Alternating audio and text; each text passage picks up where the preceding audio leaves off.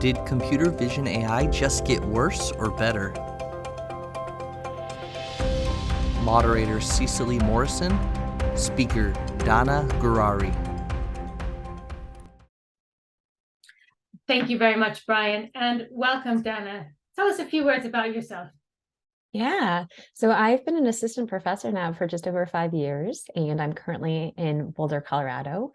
Beautiful place, University of Colorado Boulder in particular. And I focus on both teaching and leading a research group. So insofar as teaching, I focus a lot on educating the next generation on how to build large-scale data sets to train modern artificial intelligence algorithms. I also spend a lot of time teaching them how to design these algorithms that consume that data so they can go and do something impactful in the world and hopefully help society. And so complementing that teaching background, I also lead a group of about typically 10 students from undergraduate all the way up to PhD level students on designing machines that can see. And we call that discipline computer vision. And for the past 5 years, 7 years, we've focused predominantly on thinking about how do we design computer vision algorithms to be in the lives of people who are blind or visually impaired to help them overcome their visual challenges in their daily lives. It's such exciting work and very relevant to our audience here. Tell us, innovation in AI has been very rapid. We hear lots of new things coming out. But can you share with us the latest trends?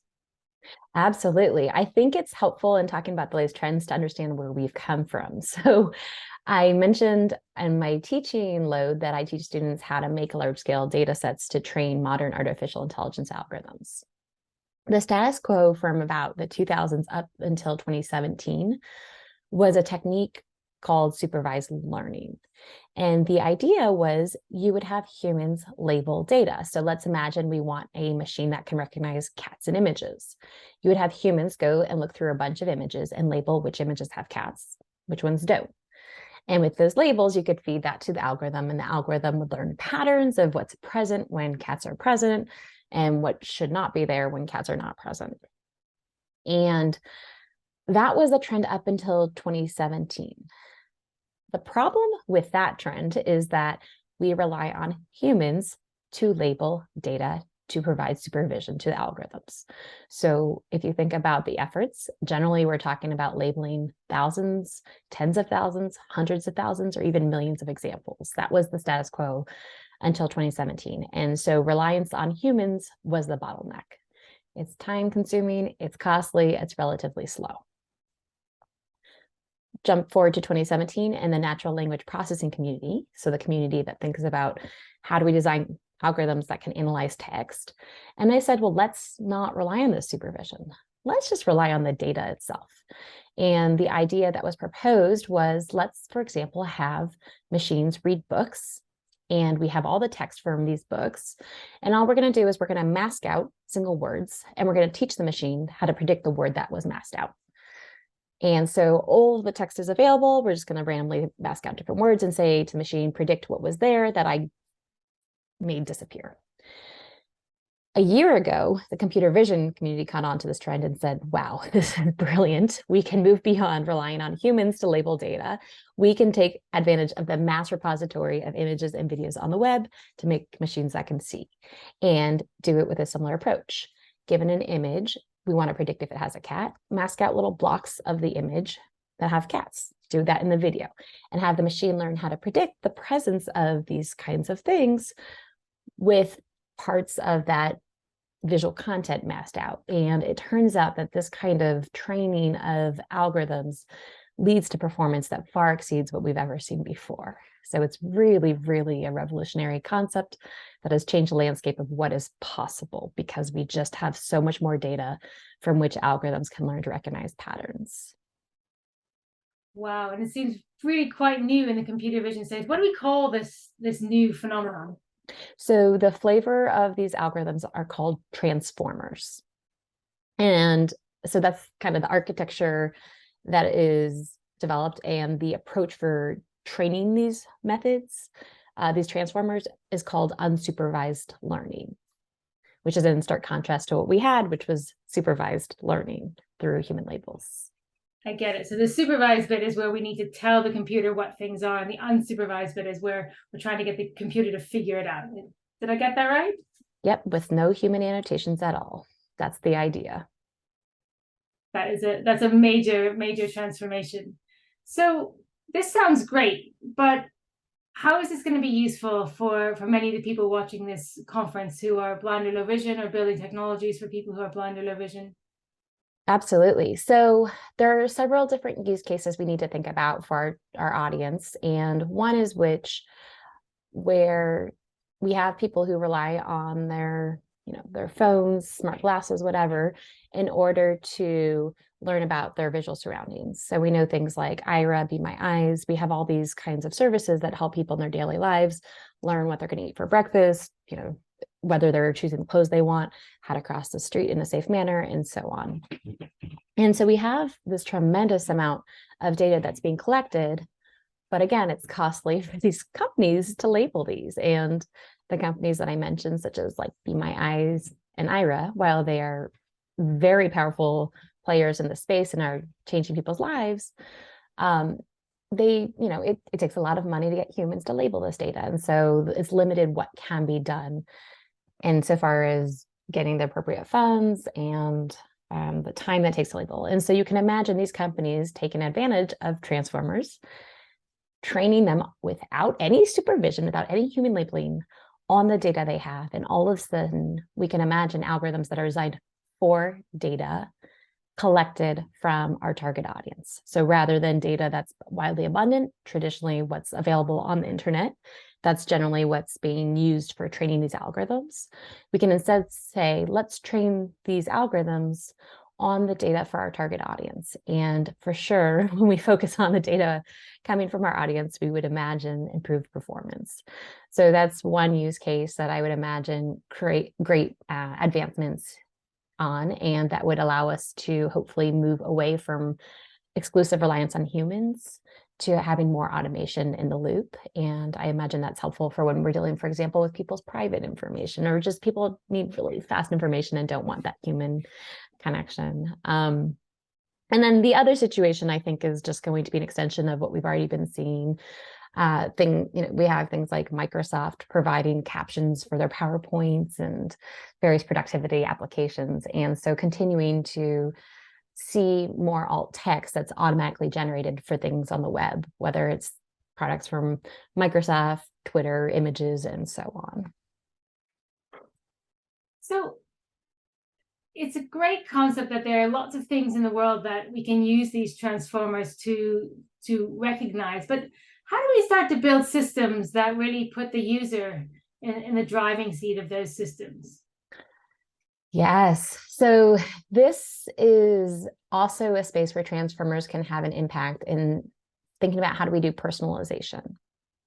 So one thing I did not mention is that these transformers are not being trained to perform one task. Their effectiveness comes from the fact that we train them to do like 5 different tasks, or 10 or 20 or 100 different tasks at once.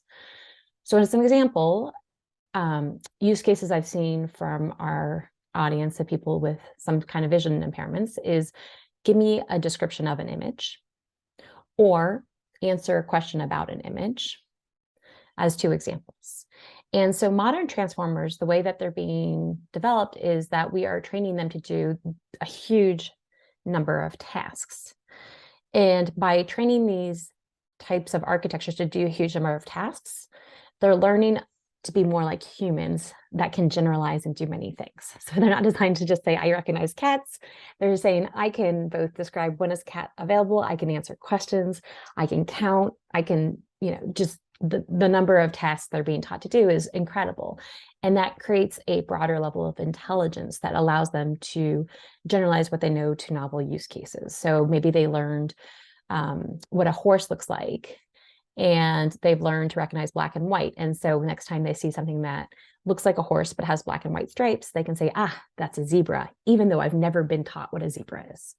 And so this space of being taught this huge number of different skills and learning to generalize what they're learning, such as colors with, detecting things like horses, will enable them to work well in novel scenarios where they were not originally trained. That is called either zero shot or few shot learning, which means take knowledge you have and without having to get a lot of unlabeled or labeled data, learn to generalize to these novel use cases. And once we do that, we can start opening the door to personalization to individual people's needs. Because now we don't need to keep training from scratch a brand new algorithm to meet each individual's needs. We can just kind of provide what we call prompts in this space. And that's a bit of a technical term that I'm going to gloss over without going into the details. But the idea is we can prompt these algorithms without having to retrain it to be able to generalize to novel use cases that would be specific to each one of the users. And so for me, I think that that's one of the exciting next steps that we'll see in this community is how do we personalize to each individual's needs? Because, you know, if you lose your sight when you're born versus later in life, you maybe have different prior understandings about the world. If you have some vision, that might change your needs versus if you have, you know, no residual vision. And so I certainly envision that we will see these transformers keep helping us move closer to this acknowledgement that really there's different needs that need to be met. And we don't want one size fits all algorithms that behave exactly the same for every user. That makes a lot of sense, because even if people are in a single community, it doesn't mean they're really the same. So let's Absolutely. go a little bit deeper on these things. So the kinds of examples you're giving are things like how it brings together knowledge about the visual world. So one of the things that we see within technologies in the blind community is that I have one app for navigating certain intersections, and I have one app for navigating maps, and I have one app for recognizing colors, and another app for, you know, recognizing barcodes, and another app for, you know, and the list goes on, right? You know, Yes. most people I know are using multiple apps in the day to do these different visual tasks. So it sounds like, well, Transformers may be one of those things that are going to bring those visual tasks together. But Absolutely. then how do I know how do I work with that system to get the particular visual task I need at that time? How do you see this happening? Is this something that's going to happen by itself, or is this something where a user is going to become skilled in working with these systems to kind of get the visual information that they need? I think it's going to be a combination. So as I mentioned, these transformers are really in their infancy. We're starting to learn that there's this ability to do personalization through these things called prompts. And so we don't fully understand how to leverage these prompts with these kinds of architectures.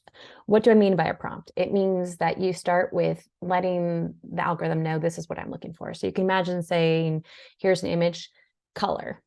And that would be the prompt you give to the machine. And the machine will say, I see in here yellow with some black and green. Okay. You could have a different prompt that says, is there a person in your view? In the case that we're looking at me, the answer would be yes. We can have another prompt that says describe, and it would say, oh, I see a woman who has shoulder length brown hair, who's wearing a black shirt, has headphones on, right? You can imagine these different prompts that you give, and the machine through this widespread training, all these kinds of different tasks through a lack of supervision will learn when I see a pattern of this kind of a prompt, such as the word color or visual question or caption, this is how I should respond. And so similar to kind of how you would prompt like a child or an adult to do something, we would see a similar thing in these architectures. And so there's going to be learning about how do we come up with the appropriate prompts where we are getting the responses we want. So that's going to be part of it, but there's going to be a dance, because in that learning about these algorithms, we're going to learn about the struggles and prompting them correctly and where they misbehave and where they just do things we don't want them to do. And so we're going to have to redesign the underlying architectures. And so there is going to be a dance back and forth that will continue at least for the next 5 years, I envision, because this is, again, this is a 1 to 2 year old concept. And so we're going to have to dig more and more into understanding what is it these machines understand, right? Like, what do they want us to say in order to respond the way we want them to? And how do we make sure they're doing them ethically? So how do we make sure that they're making responses that are in line with what we think they should be, in contrast through a bias, like answer the question is, what color is my banana? most of the time when we see a banana, it might be yellow, but sometimes it's brown, which means it's rotten. And we wanted to learn to say, I recognize the color of a banana rather than just the pattern that whenever I see a picture of a banana, it should be yellow. Most of the time, so I'll say yellow. So there's going to be a lot of work also on just verifying that these algorithms are really responding based on the appropriate cues they should be, rather than just on biases. And there's certainly going to be a lot more work around ethical development of these transformers. Gosh, there was a lot of nuggets that we can pull from there. So let's dive in a little bit more to some of them. So you said 5 years. That's not very long. I mean, what are you thinking? Tell me. So let me just give you a sense of the size of the communities that are working on this. When I started my PhD back in 2010, the computer vision research community, the number of people who were going to the mainstream conferences, was somewhere around, I think, 1,000 or 2,000 people. The last time pre-COVID that I went to one of these conferences, so I think that was maybe in 2018 was when I went. They sold out and there was about 10,000 attendees. And the community is growing. We are seeing that across the board in all these various artificial intelligence communities. We are seeing a dramatic growth in how many people are coming onto this buzz. We are seeing this in the classrooms. My course has been the most popular course at my university. It maxes out. We have long waiting lists. And so we are just seeing a wild amount of people just diving in onto this trend. And so what's happening is we have so many people around the world who are working on pushing this space forward. And when you have that amount of human effort coming in, for sure, I think you can see progress just moving so much faster. There's money, millions, billions of dollars going into this. Self-driving cars is an example, right? Like that industry alone is huge. And they are looking at this kind of technology. And we are seeing this across the board. So I think just the sheer amount of money and human effort focused on this kind of problem means that we can see progress faster. And that's where my belief is. My belief also stems from having watched the advancements from the past decade. I mean, it's astounding how fast we're moving, but it's because it's been working and it's becoming more and more popular. It's a snowball effect. And so I don't think that snowball is quite at a point where we're slowing down yet. Yeah. So this is moving really fast. We know that people have been thinking about some of the challenges that we need to think. We have efforts going on in responsible AI that think about the kind of biases you were talking about with the banana. But how do these challenges change with these kind of big models? I mean, you talked about them, they can do so many things, but I guess that also means they can do a lot of things maybe wrong. Yes, so many things wrong. So, the challenge I described with the banana is the machine even looking at the image or the visual content? In that case, if you see a bunch of images and you get a sense of what, the color yellow is, then you can just have a machine spit out, well, almost all the time, 85% of the time I see a yellow banana. So I know 85% of the time I'm going to be correct when I see one. So I'm just going to say that because I'm usually right. And so that's a good way to gamble. So that's what these machines are doing. And so there's ways we can encourage machines against that kind of biases. One thing we can do is we can start to inspect the insides of the machines. And so one of the buzzwords I did not throw out about these transformers is they have this module called attention, which means it's kind of one of the keys that enables these architectures to work really well. But what it also means is that these machines are learning where to attend in images. And so we can say, are the machines looking where they should be to make a prediction? Or are they looking at surrounding evidence? And so we can do that. We can use that kind of attention to dig in and try to get a sense of, are they really reasoning in the way we think they should be? And if not, we can start to penalize these algorithms. We can start to put punishments when we train them for not looking where they should. That takes a little bit of supervision. So now we're getting back into that tension we have where we are asking for humans to be involved in labeling so that we are ensuring, a more responsible direction, but that's going to happen. This is true for language. So let's say you are trying to translate I would imagine in our audience, we have people who speak different languages and come from different countries. And you have some countries that have gender built into their languages and some that don't. And so a popular example, I believe, is in if you translate from Turkish, which I believe doesn't have gender in it. If you translate like something like the person is a doctor into English, you'll see it says he is a doctor in English. If you translate the person is a nurse from Turkish into English, you'll see it's she is a nurse. So the assumption is she goes with nurse, he goes with doctor. That's another kind of bias that we are seeing from these kinds of models because of many reasons, including the data they're looking at perhaps had systematic biases from history that are being fed forward.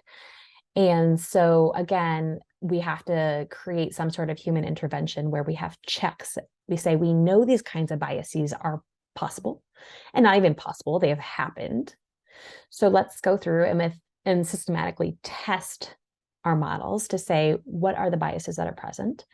And when we see certain ones, we go and retrain it to penalize having those kinds of biases. And for sure with our target population, there's already published literature talking about the biases that are imparted on people with any kinds of impairments, any kind of disabilities.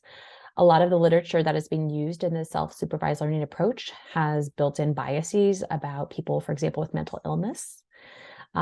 There's just these generalizations that these models are learning about people with mental illness are more likely to go to jail, and these really horrible kinds of perpetuated stereotypes that are often found in the material that's being used to train models. And for sure, I imagine we'll find these kinds of issues about really inappropriate generalizations about people with visual impairments. And so we're going to want to understand what are those kinds of stereotypes that we might see from the data that these models are being trained on. How do we test against those? How do we verify that we are not putting systems out that embed these kinds of stereotypes? And that takes a lot of just engagement with the data as well as engagement with our target populations to uncover where could these systems go wrong. So as you know, we're looking towards the future, but actually a lot of these simpler AI systems are out there for people to use now. What can they learn from some of the things you're saying about just getting the best out of the systems that they have now?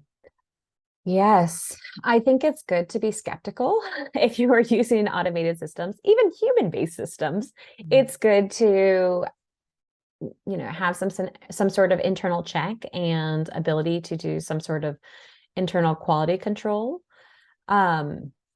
That's not always possible, right? If you say what color is something, then it's not necessarily the case that if you have no vision, you can make that kind of judgment. But, there's certainly a health, maybe you can ask a few more questions to see, does this machine have internal consistency?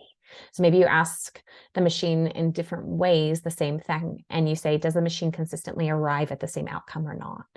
And if it's not, and that's a critical question for your health, safety, whatever, then maybe you go find another option, a human-based option, because you can assess through multiple probes that the machine's not behaving a certain way. Of course, that doesn't feel like a viable solution for the long term. We can't spend our lives probing and probing and probing forever, but certainly up front, we should do that. So just as an example of that, like if I have a medicine, so maybe my app can recognize objects, so it's recognized that it's a medicine, but maybe I also then want to go check with my short text recognizer what actually it says it on the label. Is that kind of what you mean, where you're using two different AI systems to make sure they're giving you the same result? Thank you for the clarification. And I'm actually suggesting something different, which is we have a single model that's going to be providing us the information. And so you can imagine saying to the system, tell me, what is this object? If the answer is pill bottle, okay, we have some confidence.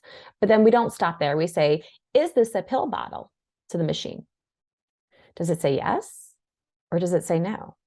Then we say, if we have confidence that it's able to, detect the right object, then we might say, how many, what dose am I supposed to take?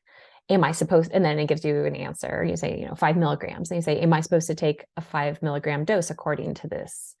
And so basically figuring out how to probe the machine with slightly different ways of trying to get the information, you could ask to just say, give me a description of the image.